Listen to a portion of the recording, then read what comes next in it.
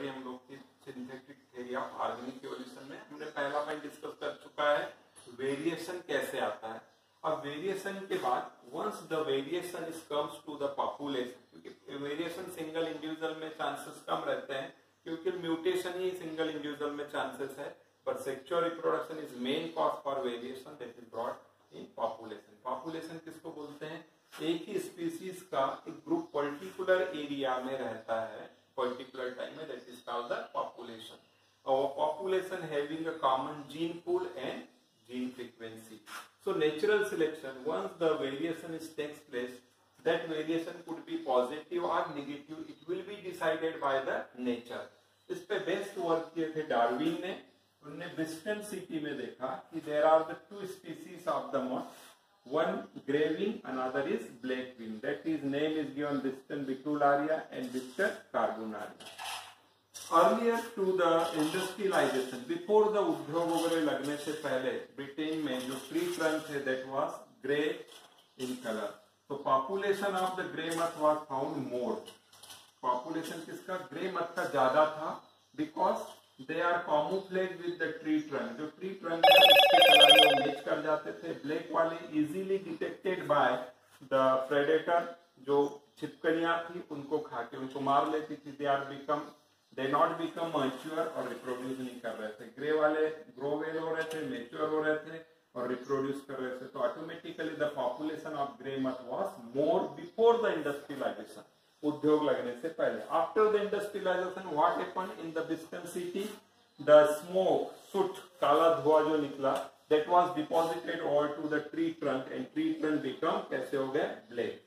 So the condition become now reverse. The black moth that was very few in number before the industrialization. After the industrialization, what happened? They are not easily detected by the predator because they are camouflaged with the tree trunk. जो कैसे हो चुके हैं? black, तो भी black थे, नजर नहीं आते थे।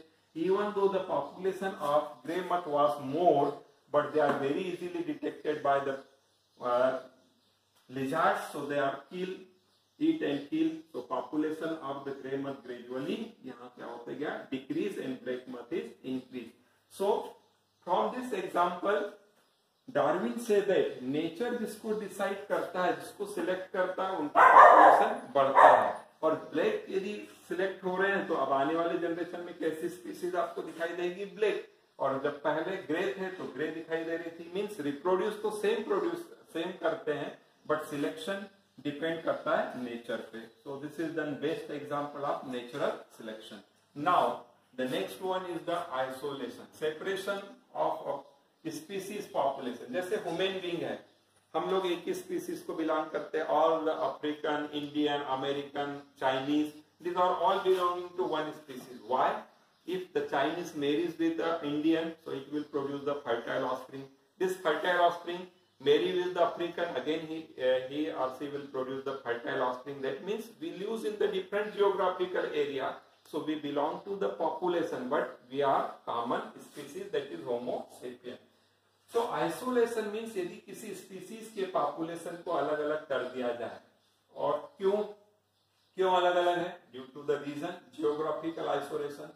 Some plant grows in the South India, their pollen grain cannot reach to the Sri Lanka. क्यों नहीं जा सकते? Because there is a big sea, तो sea में वो ट्रेवल करके नहीं जा सकते, तो वो प्लांट वहां पर भी होंगे। जैसे कुछ मैंगो प्लांट्स मान लीजिए साउथ में है और नॉर्थ में, तो यहाँ से उनके बीच में pollination is not possible because there is a barrier like the mountain, forest, desert, river. वैसे ही organism they are restricted to particular area. तो जो मैंगो यदि मान लो नॉर्थ में रह गए और कुछ मैंगो प्लांट साउथ में हो गए, so they will develop in different way, it will develop into different way. There is no chances of exchange of pollen grain because geographical barrier. So geographical barrier के कारण एक ही species के populations different area में थे और वो differently behave करते गए, उनके बीच में आपस में रिकॉम्बिनेशन हुआ, so they converted into the new species. And new species का बनना ही क्या कहलाता है? इवोल्यूशन कहलाता है। तो due to the geographical barrier, the once upon a time that was the population, later on they are converted into the new species. Then second one is the reproductive isolation. Reproductive isolation means organism living at a particular area remain together, but there is a no chances of reproduction. So there is a no chances of recombination or crossing over. What are they? Habitat isolation. एक साथ ही रहते पर उनका habitat, रहने की जगह अलग अलग होने के कारण वो एक दूसरे से नहीं मिल पाते, इसलिए रिप्रोडक्शन पॉसिबल नहीं है. सीजनल और टेम्पोरल, जैसे मैंगो, इंडियन मैंगो में मान लीजिए कि फ्लावरिंग आ रही है फरवरी में, और साथ में ही फॉरेनर मैंगो है उसमें फ्लावरिंग आ रही है जुलाई में. तो even though they are remain together but there is no exchange. वैसे ही सीजनल, जैसे ब्रीडिंग सीजन एनिमल्स का अलग अलग होता है. यदि मान लो इंडियन काउ है, उसका ब्रीडिंग सीजन है दिसंबर, और अमेरिकन काउ उसका ब्रीडिंग सीजन है मान लीजिए फरवरी में, तो दोनों बुल और उनके बीच में पॉसिबिलिटीज कम होगी क्योंकि breeding season is different.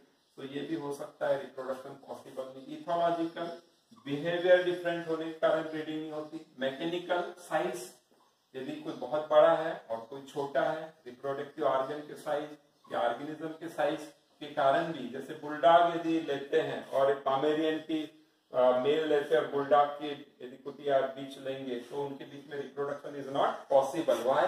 Because उनके बीच में साइज का फर्क आ जाएगा. तो even though they are remain together, मगर उनके बीच में reproduction is not possible. Next is the post mating.